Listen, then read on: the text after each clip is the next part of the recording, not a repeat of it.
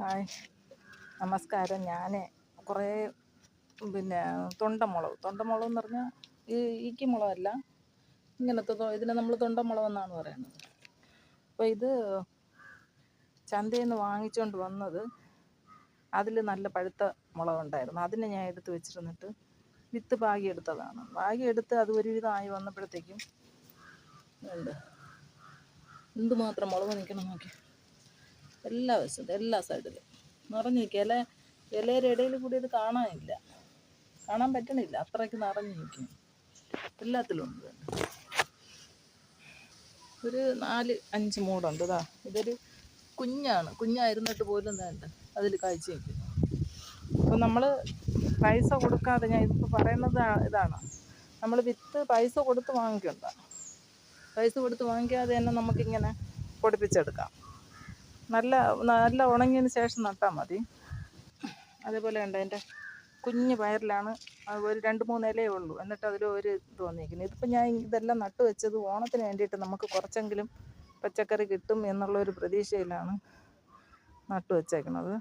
വേണ്ട, എൻ്റെ ഉടനെ കൊല്ലണ മുളകാണ്, ഉടൻ കൊല്ലി.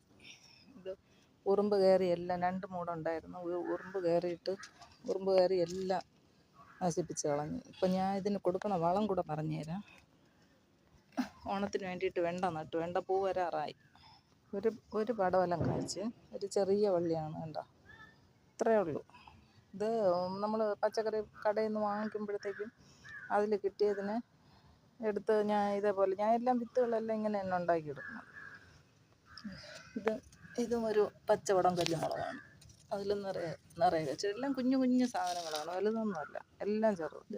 ഇതിൽ ഈ കുഞ്ഞു വെള്ളരിയിൽ ഒരു വെള്ളരിക്ക കാഴ്ചയുണ്ട്. ഇത്രയേ ഉള്ളൂ, അതിൻ്റെ വള്ളി ഇത്രയേ ഉള്ളൂ.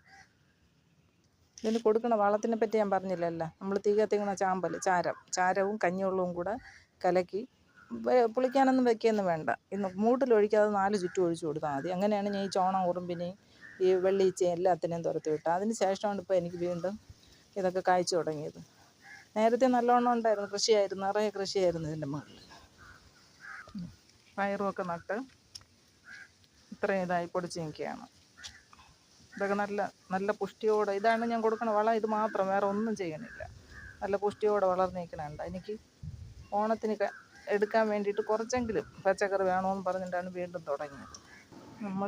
നമ്മൾ വെറുതെ ഇരിക്കാതെ എന്ത് ചെയ്താലും നമുക്കതിൻ്റെ ഫലം കിട്ടും.